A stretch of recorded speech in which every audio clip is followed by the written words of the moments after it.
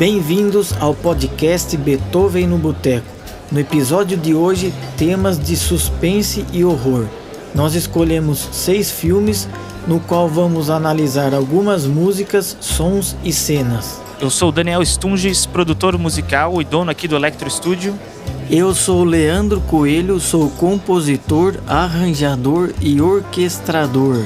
Os tópicos de hoje são Os Pássaros, Halloween, O Exorcista, Sexta-feira 13, Suspiria e Cemitério Maldito.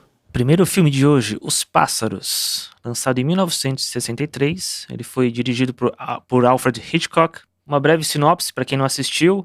Ele foi baseado levemente em um conto de 1952.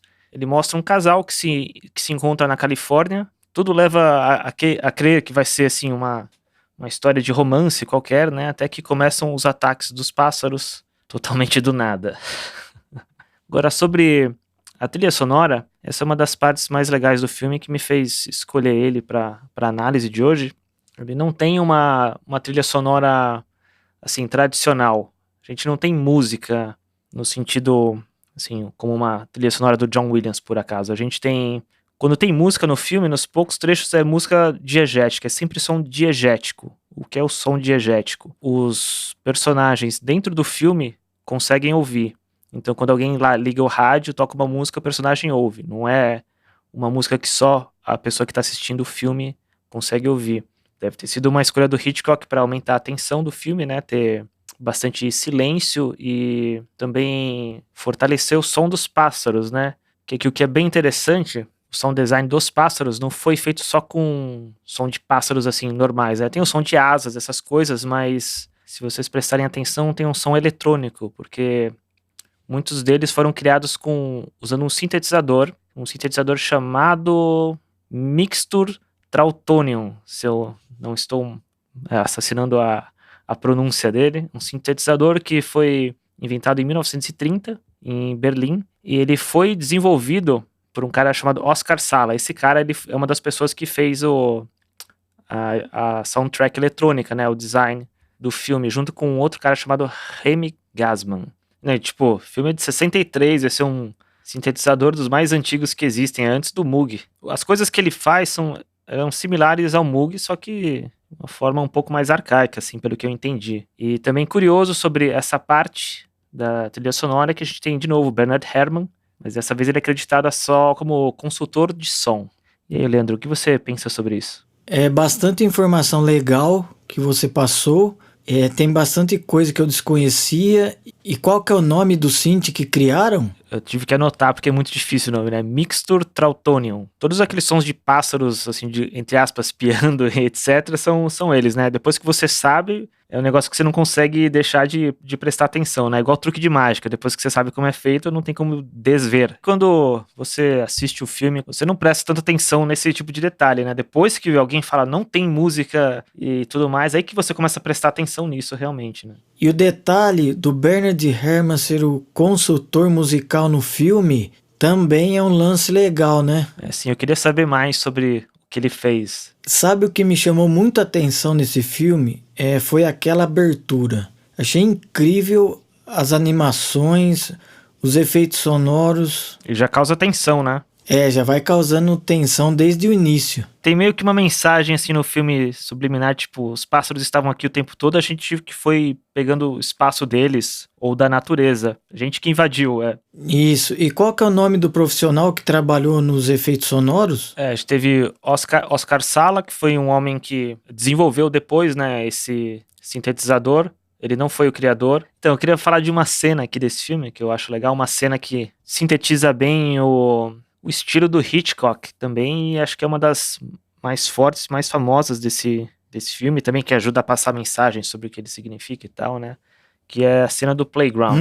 Putz, essa cena é muito legal, cara. Quando a protagonista senta lá, você tem o som de crianças cantando, olha aí o som diegético, essa é uma das músicas que tem. Você ouve as crianças cantando na escola, ela tá lá, e os pássaros começam a pousar no playground aos poucos. Você vai sentindo aquela tensão crescendo, crescendo, até que chega o momento que ela entra na escola desesperada, e os pássaros começam a atacar, e as crianças fogem, e você vê essas crianças inocentes sendo atacadas pelos pássaros com aqueles sons de asas e sintetizadores por todos os lados.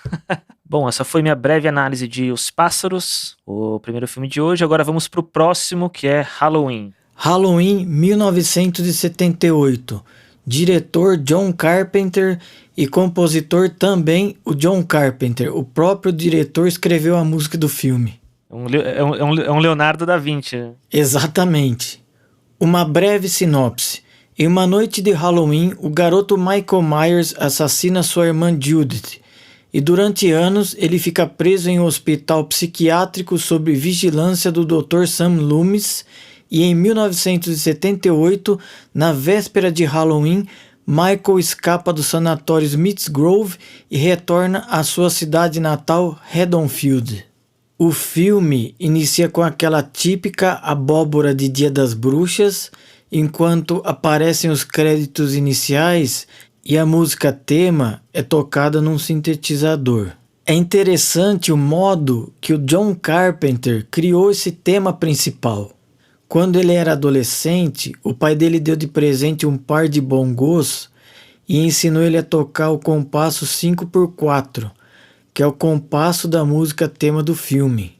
Então, ele só adaptou as notas da harmonia e do piano ao compasso 5x4, adicionou cordas sintetizadas e criou o tema do filme Halloween.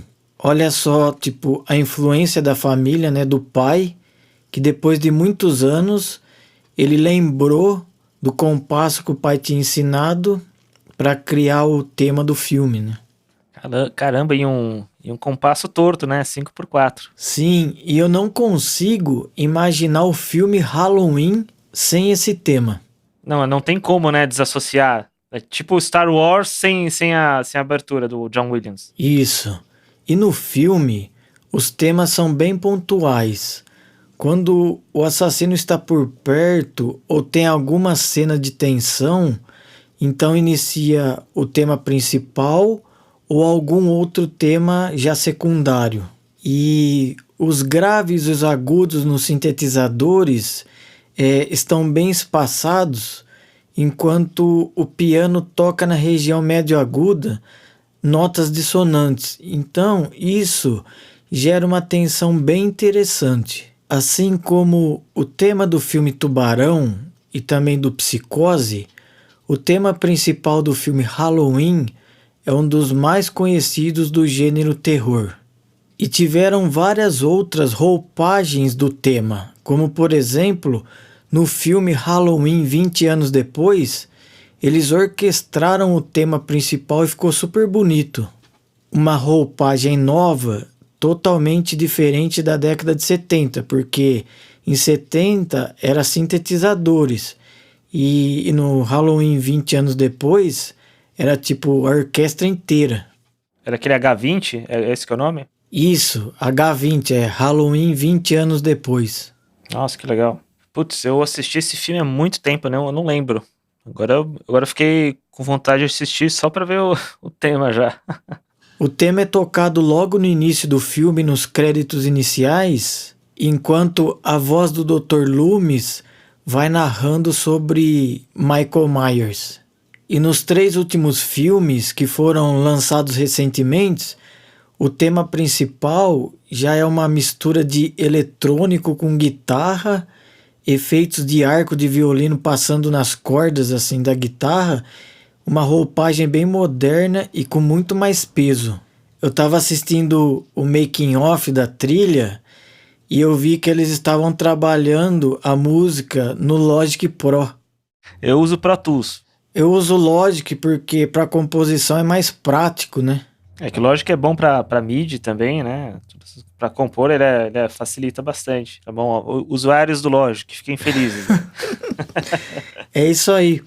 Então essa foi a minha breve análise do filme Halloween e vamos para o próximo filme. Agora é o filme que acho que mais me deu medo na vida, O Exorcista de 1973. Nossa, eu fico sempre na dúvida de qual é o melhor filme de terror de todos os tempos, O Exorcista ou O Iluminado. Eu sou um fã de Kubrick, mas como filme de terror, talvez O Exorcista Então, lançado em 73, dirigido por William Friedkin. Uma breve sinopse aqui de novo, né? E conta a história de uma adolescente que mora com a mãe. Ela começa a ter sinais de possessão demoníaca. A mãe procura todo tipo de ajuda, psiquiatra, vai no médico, leva no hospital, até que quando não sabe mais o que fazer, chama um padre. E é aí que vai, né? Quanto à trilha sonora, esse é um outro filme que não tem um compositor único para uma trilha sonora. Nós já demos um spoiler no episódio passado sobre a trilha sonora do Exorcista. Sim, a gente deu um spoiler sobre isso no episódio passado. É um caso meio, do que eu li, é meio parecido com o que aconteceu com o Kubrick no Iluminado. Porque aconteceu, né? Ele tentou o Bernard Herrmann, não deu certo. Aí, pelo que eu vi, ele até contratou algum compositor aí, mas não gostou. Então ele acabou usando as músicas que ele estava usando, meio que, assim, entre aspas, de demo na edição pro corte final mesmo, né? Ele tava usando a demo no filme Exorcista. É. Então tem música clássica contemporânea aí, né? Tem o Penderecki, que você tanto ama, né? Pô, adoro o Penderecki, meu. Quem quer estudar música de filme de terror tem que estudar as peças do Penderecki. Aí a gente tem também a música mais famosa do filme, né? Tubular Bells, do Mike Oldfield. Só ia comentar que muita gente, como eu, pensava que essa música tinha sido composta para o filme, né? Mas não, era uma música que já existia, que o diretor acabou escolhendo ela para colocar na trilha. E deu muito certo, encaixou muito bem, no entanto, que essa música, ela tá no filme e também tá no trailer do filme. Quando eu assisto o filme O Exorcista e toca essa música, esse tema, junto com aquela imagem, aquele mood da década de 70, me dá uma certa nostalgia. Exatamente, aquela imagem de película granulada, assim como o som da fita magnética da música, tem só impressão, assim, que você não consegue tirar e é o que deixa aquilo tão legal, né? Eu gosto muito mais de filme feito com a película também. Eu acho muito mais bonito e até tem gente que faz ainda, tipo Christopher Nolan, né? Uma coisa que eu queria falar desse filme também que eu acho interessante, uma das cenas mais assustadoras pra mim, acho que pra todo mundo, né? Não é nem uma cena em que ela tá, a Reagan, a menina, em que ela esteja possuída, é a cena em que ela tá no hospital, em que ela começa a fazer todos aqueles exames invasivos dela, e você começa a ouvir o som das máquinas, lá, plá, plá, plá, vai ficando cada vez mais alto, que cria uma baita de uma tensão. Tá lá, tipo, top 3 das cenas mais assustadoras do filme pra mim. Pra mim, a cena que eu gosto muito é a do padre chegando na casa, que é o pôster, né, a capa do filme, e aparece a sombra dele, a mãe dela vai lá abrir a porta, e aparece só a sombra dele, assim. É um plano maravilhoso, né, a luz, tudo muito bonito, muito bem enquadrado.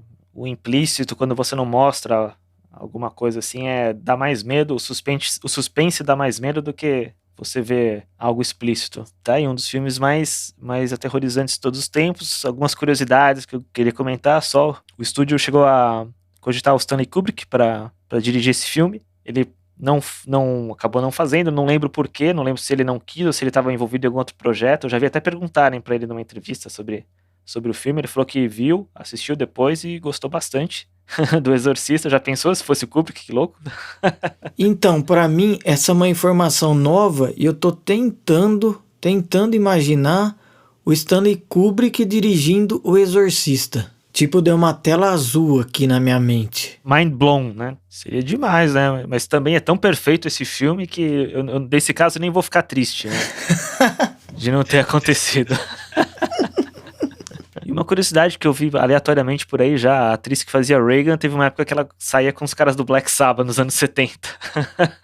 E o Ozzy falava que tinha medo dela por causa do papel que ela fez, né? Nossa, que doideira isso, cara. Sim. Uma última coisinha que eu queria comentar que eu acho legal no filme é, tipo, o efeito subliminar entre aspas, bem entre aspas tem no filme. Você vê claramente que tem uns cortes, às vezes, bem rápidos na edição do demônio, né? Acho que ele também numas sombras, às vezes. Tem pessoal que falou que, mensagem subliminar de não sei o quê. Tipo, colocar o disco da Xuxa ao contrário. Esses filmes Sempre tem disso e acho que o estúdio alimenta, sabe? Porque deixa as pessoas falando, mais interessadas, mais curiosas pra ver o filme.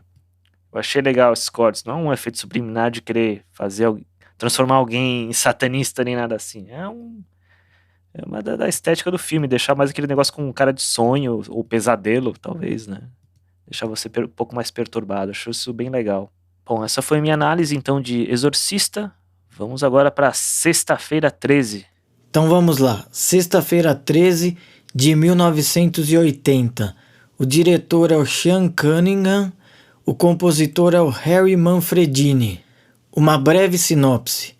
A história se passa no acampamento Crystal Lake e alguns jovens vão para lá se divertir no verão.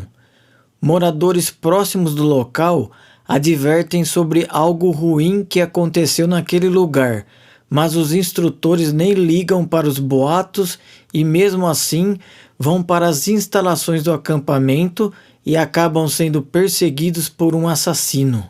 No início, enquanto discutiam a produção, eles decidiram que só iria ter música quando o assassino estivesse se aproximando da vítima, ou quando a câmera estivesse no ponto de vista do assassino, indicando que agora estamos vendo com os olhos dele. A trilha sonora é como se fosse um personagem e isso fez com que a música tivesse um grande destaque. Na verdade, não tem muita música no filme. Ela acompanha os passos do assassino. E tem um efeito sonoro no filme que é muito característico da franquia Sexta-feira 13. Esse é o clássico desse filme. Você ouve isso, já pensa no Jason com a máscara de hockey, né? Exatamente. E as pessoas pensam que é tipo tchá-tchá-tchá. E o compositor, o Harry Manfredini, disse que a ideia que ele teve desse som, ele teve quando viu uma tomada em close da boca de Betsy Palmer, que é uma das atrizes do filme, e o som era Kill Her Mommy, mate a mamãe. Ecoando o que passava na cabeça dela, né? Então, através de Kill Her Mommy, ele pegou as duas primeiras letras de cada palavra, K-I e M-A, e tinha um aparelho que eles utilizavam no filme chamado Ecoplex. Então ele se aproximou do microfone e fez ki, ki, ki, ki, e depois ma. Então ele achou o resultado disso um efeito assustador, né? Nossa, demais. Que demais isso. Muito legal. Legal e criativo.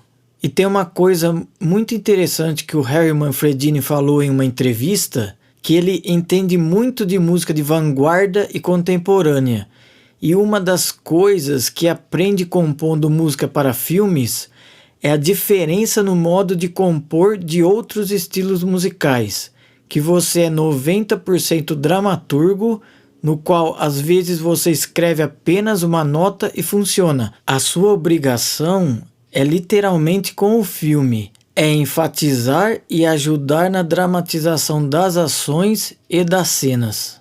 E o filme Sexta-feira 13, ele só existe por causa do sucesso do filme Halloween de John Carpenter. O Halloween foi parâmetro para que eles começassem o projeto da Sexta-feira 13. Eu ia comentar isso. Halloween foi o primeiro slasher, primeiro desse que fez tanto sucesso depois dos anos 80, né? Pô, mas muito legal isso aí que você contou do... Achei genial essa ideia, tipo, se coloca na cabeça dela, muito, muito bom. E o diretor tocou em um assunto interessante, que eu acho que vale a pena falar aqui. Ele disse que o mais importante na carreira de um diretor de cinema é ganhar dinheiro.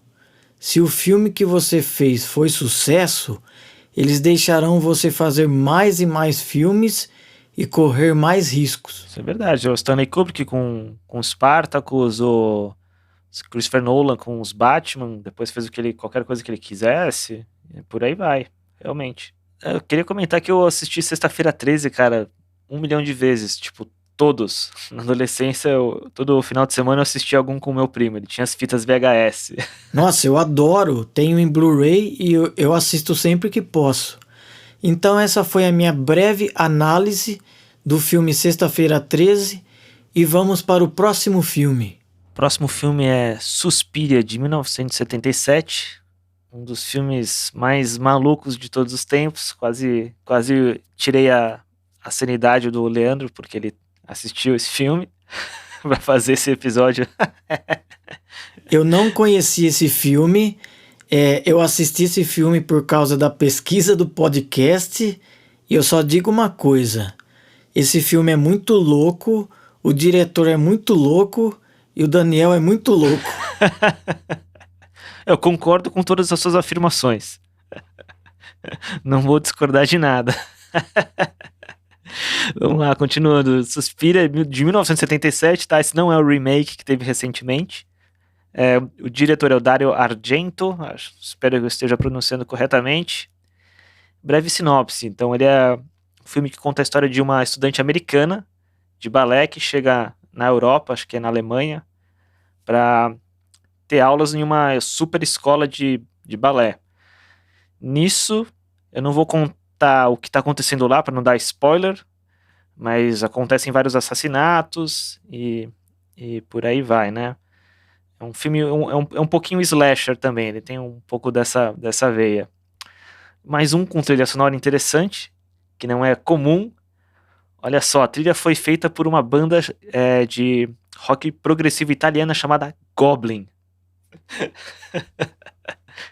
E olha só, essa banda Goblin, umas curiosidades sobre eles fizeram um filme antes com Dario Argento, Prelúdio para Matar, e depois de Suspiria, eles fizeram O Despertar dos Mortos, de 78, com George Romero.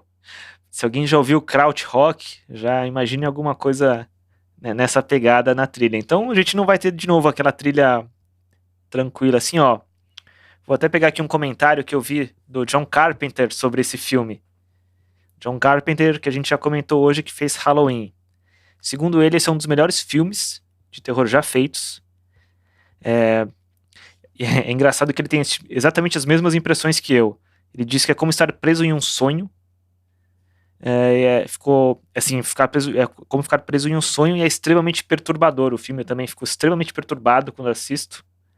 Porque ele é todo estranho, assim, ele tem uma estética, tem a forma como usam as cores, às vezes até em luz de efeito, luz colorida, tem um negócio também que assim, parece meio que um conto de fadas em ácido, assim, tendo uma bad trip, porque a personagem ela sempre parece pequena, ela vai abrindo portas grandes, sei lá, ainda mais com a trilha sonora do Goblin, você ouve muitas vozes estranhas falando coisas, dá essa sensação estranha. Então, o que mais o John Carpenter falou? Ele falou que ficou impressionado com a qualidade da trilha sonora e como a simplicidade dela é muito efetiva.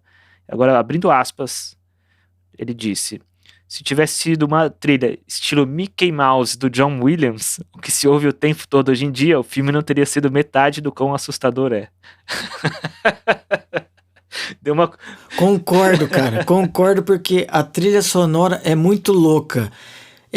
A abertura me chamou muita atenção, porque a personagem tá andando, tá caminhando e tá tocando a trilha, e de repente tem um corte na cena e a trilha para, tipo, abruptamente, assim, e depois ela continua andando, volta a trilha. Aí eu não sabia se eu ria, não sabia se eu ficava apavorado, é muito louco. É uma linha tênue, mas é um negócio muito louco mesmo. E tem uma outra coisa que me chamou a atenção, que são as cores do quarto.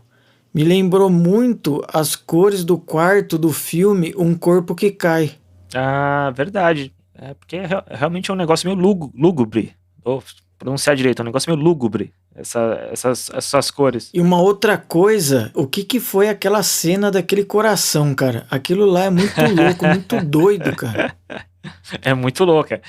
Esse filme é meio sonho, meio bad trip mesmo, ele é meio estranhão, assim, você fica meio perturbado o tempo todo. Você estava falando da cena de abertura, que é uma das minhas favoritas, ela já resume tudo isso, né? Que a gente comentou sobre o filme. Se você assistir a cena de abertura, você já vai sentir toda essa pegada, porque começa desse jeito, quando a porta se abre, ela chegando no aeroporto, né? Enfim, ela vê a porta para sair do aeroporto, onde pega o táxi. Ela sabe aquela porta que você chega lá, abre sozinha e fecha. Aí vê as pessoas passando assim, quando abre a porta, começa a tocar a música do Goblin. Quando fecha, para. Acho que esse negócio de você, sabe, tá chegando no país estrangeiro, estranho, o medo, você sabe que tem alguma coisa errada lá, e ela vai se aproximando, aí quando ela sai, tá uma tempestade, vento por todo lado, que lembra até cena de filme do Kurosawa, que usava bastante essa movimentação do vento, dos elementos. Ela pega o táxi, você vê, aí você começa a ouvir a música com as vozes se espalhando no pan, na música do Goblin. Tem uma voz que vai pra direita, uma pra esquerda, aí nisso tem o som da chuva, aí mostra, sei lá, alguma coisa, a água entrando no ralo, e aí vem aquele som alto da água entrando no ralo, e tudo isso vai deixando você mais tenso, e tem um negócio meio de foreshadowing no que eles cantam também, nas palavras que eles usam nesse início. Mas uma curiosidade aqui, uma coisa que eu lembrei, que eu achei interessante no filme, eu não lembro exatamente os porquês, mas ele é um filme que é todo dublado, né? Não foi usado nada de som gravado dos atores falando em cena. Igual no Laranja Mecânica, por exemplo, é o contrário, o que é raro também. Ou pelo menos era na época, né? Tudo, no Laranja Mecânica, tudo foi que eles fizeram na cena, porque muito acontece de você falar alguma coisa numa cena, tem lá, sei lá, você tá numa externa e tem o som do carro passando atrás, então você não pode, tem que dublar depois isso num estúdio. Esse filme foi inteiro dublado. Então, isso dá ainda mais essa sensação de estranheza, de deixar perturbado, de você tá num lugar estrangeiro que você fica perdido e com medo. Por isso que fiquei do jeito que fiquei. Assistindo esses filmes. Aos corajosos, recomendamos aí no mês do Halloween, Suspiria. Vamos aí pro próximo filme, um clássico também, Cemitério Maldito. Cemitério Maldito, de 1989. Diretora Mary Lambert e compositor Elliot Goldenthal. Uma breve sinopse. O médico Louis Creed se muda com a sua família para o interior do Maine. Lá eles conhecem o vizinho Judd Crandall e um belo dia Church, o gato da família, aparece morto e Judd sugere Louis a enterrá-lo em um local misterioso além do cemitério de animais. O gato volta à vida, mas com um comportamento bem diferente do que era. Parecia um gato demoníaco. E aí começa o filme. Esse é um dos meus filmes favoritos. Eu tenho DVD, Blu-ray, livro em português, livro em inglês. Tem o clipe dos Ramones? Pô, o clipe dos Ramones, a marca registrada do filme, né? A música Pet Sematary. Esse é um filme que eu também assisti quando era bem novo. Então é outro filme que me perturbou, porque tem um menininho lá, acontece o que acontece com ele, né? Mas é um filme muito bom, assim, eu vi recentemente e é melhor do que eu imaginava que fosse, sabe? Às vezes você fica com a impressão de que vai ser um filme trash, porque vive há muito tempo, mas é um filme bom. Eu analisei algumas cenas e a cena de abertura, ela remete a um sentimento de nostalgia, porque a câmera vai passando pelo cemitério de animais e vozes de crianças falando de seus pets que ali estão enterrados. A música da cena é um tom melancólico, inicia com piano e cordas e depois entra um coral de crianças e as cordas num registro bem agudo, em contraponto e cheio de dissonâncias. Já deixa meio desorientado. Tacou criança sempre dá mais medo ainda, né? Dependendo do registro, da linha melódica, da estrutura harmônica, soa meio assim que tensão, né? E o compositor, ele trabalha muito bem a linha das emoções da trilha. Quando a família chega na casa nova, a trilha é bem suave, som de piano e depois toca uma valsa ao som das cordas. E quando a garotinha pergunta para o Judd, que é o senhor que mora na casa da frente, o que é aquele caminho que vai até o bosque? E então inicia uma trilha um tanto quanto tensa, sons metálicos misturados com vozes, e depois cai para uma canção de ninar, que é a próxima cena da esposa colocando a criança para dormir. Então, um bom compositor é aquele que sabe muito bem dominar essa linha das emoções nas cenas. Tem que ter bastante técnica, é isso que eu ia comentar. E quando Judd apresenta o Cemitério dos Índios Micmacs, já é uma música com elementos tribais, tambores, chocalhos, e ao mesmo tempo um ostinato com som metalizado, e depois entre as cordas em ostinato, na região médio aguda, meio que desencontradas, e dá um efeito bem interessante de tensão. E a música, ela descreve claramente o que é aquele lugar. Claro que se não tem Ramones, pra mim não é Cemitério Maldito. Exatamente. Não podemos deixar de falar da canção principal do filme, Pet Sematary, dos Ramones. Uma das minhas músicas favoritas dos Ramones. Uma das minhas músicas favoritas dos Ramones, e eu gosto muito do clipe também. Então, essa foi a minha breve análise e vamos finalizando mais um episódio de Beethoven no Boteco. Não esqueçam de deixar o like no episódio e escreva nos comentários quais são os seus filmes de terror favoritos. Droga, vocês ouviram isso aqui na taverna? É o sino marcando meia-noite. Vamos cair fora daqui antes que apareçam os espectros para encherem nosso saco. Falou, até o próximo episódio.